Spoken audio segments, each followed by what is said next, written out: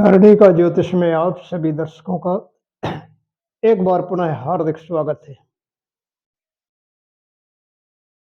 आज के वीडियो में मैं 8वें भाव में स्थित ग्रहों के बारे में बताऊंगा कि 8वें भाव में स्थित ग्रह क्या शुभ या अशुभ फल देने वाले होते हैं। देखिए, 8वां भाव इसलिए लिया है क्योंकि कुंडली में 6वां, 8वां और 12वां ये 3 भाव तृक भाव माने गए हैं। तृक का अर्थ है खराब भाव, अनिष्ट कारक भाव। अष्टम भाव भी तृक भाव है, अनिष्ट कारक भाव है, आयु मृत्यु का भाव है। इस भाव से विचार किया जाता है कि कब आकस्मिक संकट आ सकते हैं। गुप्त शत्रुओं के बारे में इसमें विचार किया जाता है।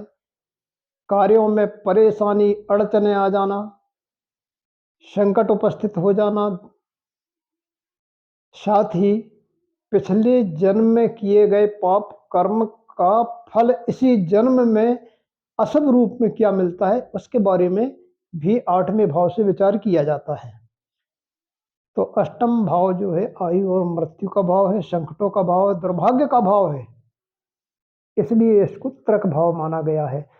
इस भाव में जो भी ग्रह होता है वह प्राय है, अगर शुभ ग्रह बैठा है तो प्राय वो अशुभ फल ही देता है, लेकिन अगर अशुभ ग्रह बैठा है तो कुछ वो अच्छे फल भी देता है। कुल मिलाकर अष्टम भाव परेशानियों का भाव है, अशुभ भाव है, लेकिन इस भाव की एक विशेषता और है। विशेषता है कि अच्छा भी है। अच्छा इसलिए है कि यह आकस्मिक संपत्ति का लाभ भी करा देता है, यानी आकस्मिक धन की प्राप्ति कराने वाला भाव भी है। अब आकस्मिक धन कहाँ से प्राप्त होगा?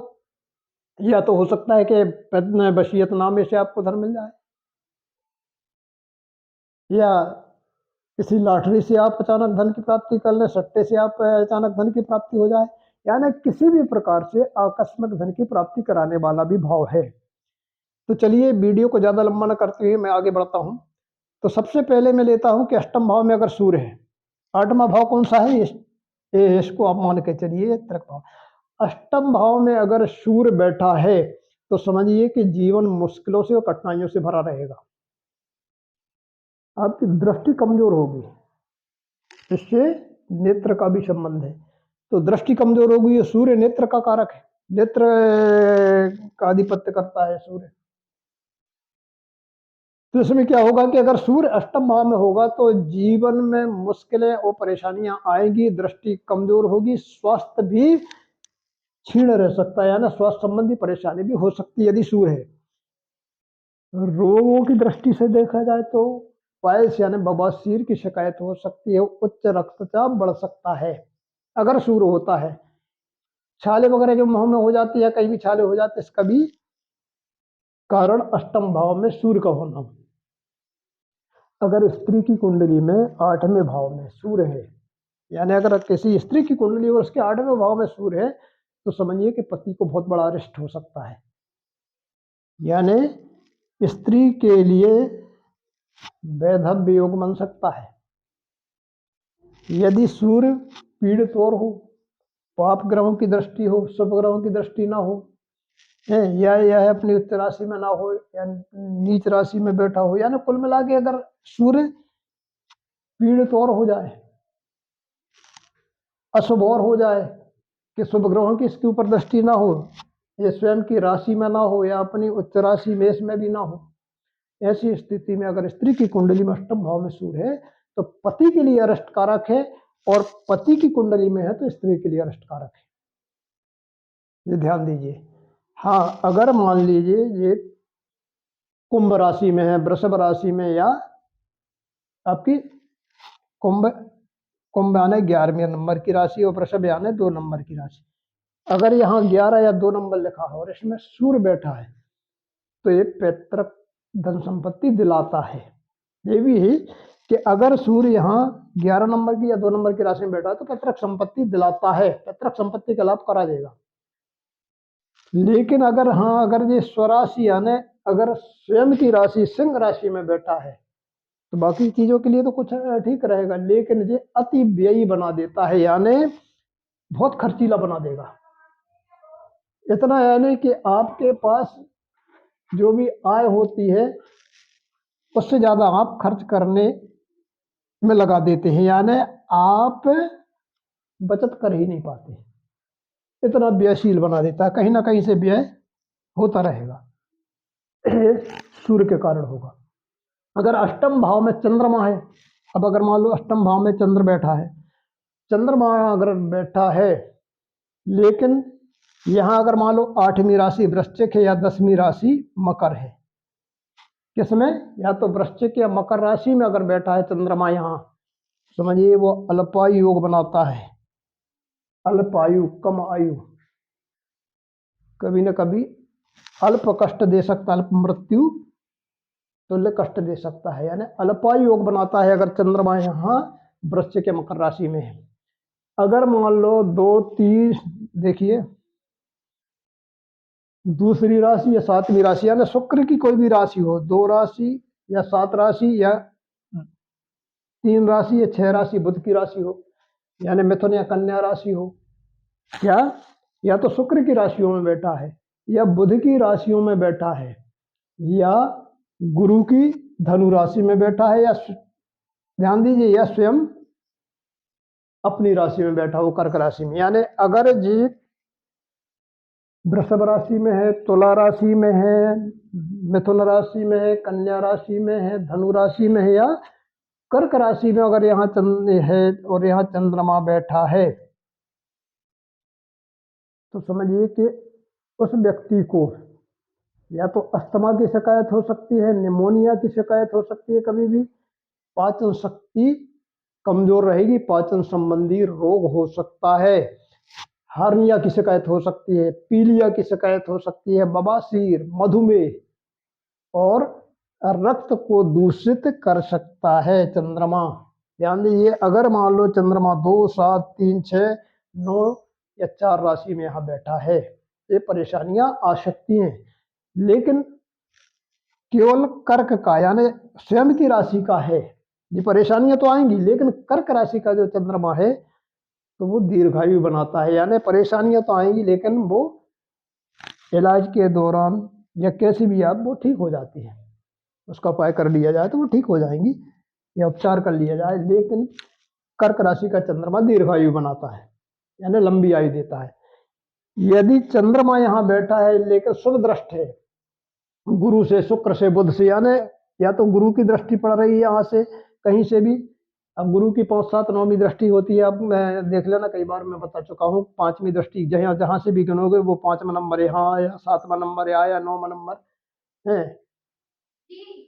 शुक्र की या बुध की दृष्टि हो, गुरु की, शुक्र की और बुध की दृष्टि अगर पड़ रही है चंद्रमा पर, तो स्त्रियों या ननिहाल पक्ष से, या तो स्त्री या ननिहाल पक्ष से पैतृक धन संपत्ति की प्राप्ति होती है। कहाँ से, ननिहाल से भी पैतृक धन संपत्ति की प्राप्ति हो जाएगी, या स्त्री के स्थान से यानी ससुराल पक्ष से।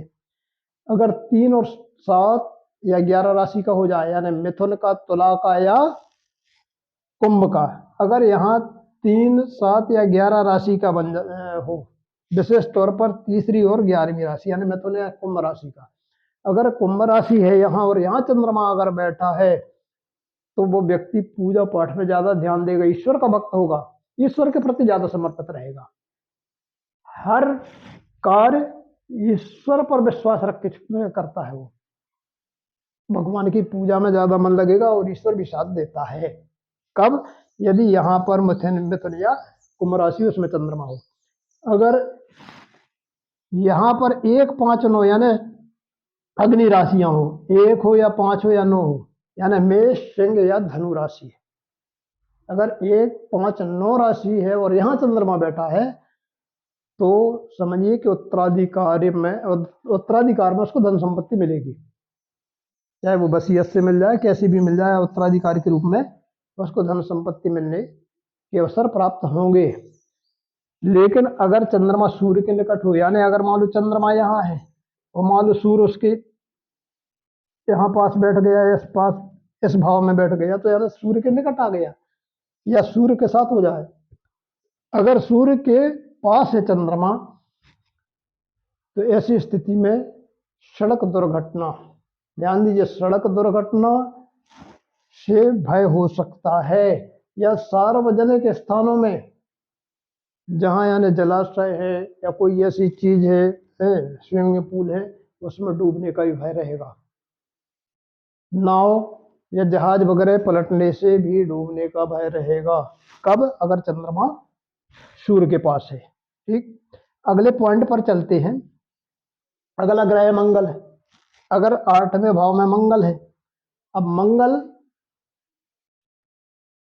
क्या है कि अधिकारी वर्ग जो है, सबसे पहला मंगल अगर यहाँ बैठा है तो जो अधिकारी वर्ग है, जो यहाँ नौकरी कर रहे हैं, वो रिश्वत अधिक से अधिक लेते हैं, यानी अत्यधिक रिश्वत लेने वाले बन जाएंगे वो। अगर उनकी कुंडली में मंगल 8वें भाव में है, कोई अधिकारी में पद पे है या ऐसे पद पे है जिसके माध्यम से वो अपनी कमाई करने के उसके पास साधन हो, यानी रिश्वत वो अधिक से अधिक अत्यधिक रूप में ले सकता है। लेकिन सबसे बड़ी विशेषता यह रहेगी उनके साथ कि फिर भी पकड़े नहीं जाते। रिश्वत लेते रहेंगे लेकिन पकड़े नहीं जाते, अगर मंगल उनकी कुंडली में 8वें भाव में है, अत्यधिक रिश्वत लेने वाले बनते हैं। अगर स्त्री की कुंडली में मंगल यहाँ बैठा है, अगर मान लीजिए स्त्री की कुंडली है, तो समझिए कि पति की मृत्यु का कारण बन सकता है। ध्यान दीजिए, अगर स्त्री की कुंडली में मंगल है यहाँ बैठा है, वो पीड़ित है, यानी किसी शुभ ग्रह की दृष्टि नहीं है इस पर, विशेष तौर पर शुभ ग्रह की दृष्टि नहीं है, तो पति की मृत्यु का कारण बन सकता है। क्यों? क्योंकि यह 7वें भाव से दूसरा पड़ता है। सप्तम भाव जी दाम्पत्य सुख का भाव है, और 8वां भाव है पति का स्त्री की कुंडली में। तो सप्तम से द्वितीय होने के कारण यहाँ अगर मंगल बैठा है तो पति की मृत्यु का कारण बन सकता है। अगर यह जल तत्व राशि में 4, 8, 12 कर्क वृश्चिक मीन राशि जल तत्व राशि होती है, तो समझिए जल में डूबने का भय रहेगा। ध्यान दीजिए, अगर यहाँ 4, 8, 12 राशि है तो जल में डूबने का भय।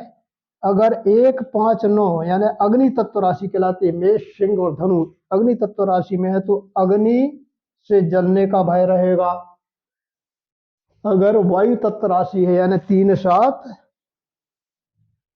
11, अगर वो 3, 7, 10, अगर मान लीजिए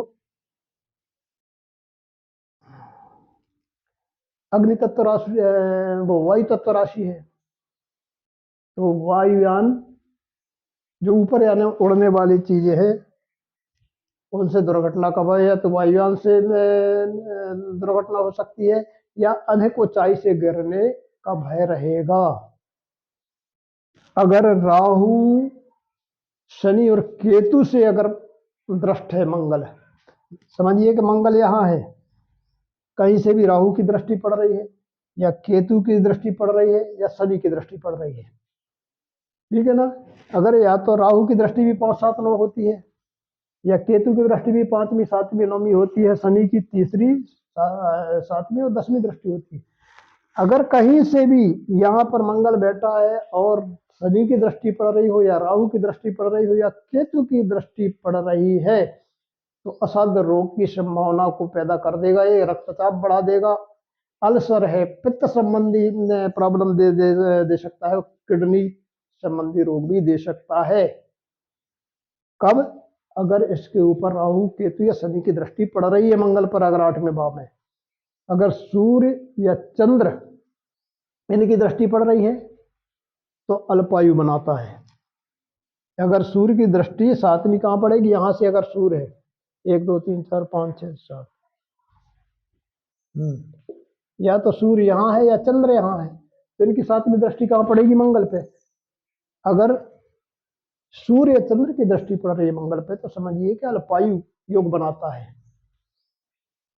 1, 10 और 12 राशि में है अगर मंगल यहाँ, 1 यानी मेष, 10 यानी मकर, या 12 और मीन, 12 राशि नंबर मीन, यानी 1 पहली राशि, 10वीं राशि या 12वीं राशि, मेष, मकर या मीन राशि में अगर वो मंगल है यहाँ 8वें भाव में, तो यह राजनीति में सफलता दे सकता है, यानी ऐसे व्यक्ति राजनीति में सफल हो सकते हैं। कब? यदि मंगल मेष राशि में बैठा है या मकर में बैठा है या मीन राशि में बैठा है। अगर यहाँ 1, 10 या 12 राशि है और उसमें मंगल है तो समझिए कि वह राजनीति में सफल हो सकता है, राजनीति में उसको अपना भाग्य आजमाना चाहिए।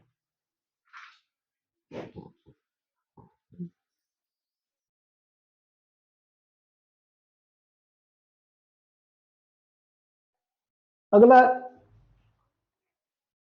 ग्रह है अपना बुध।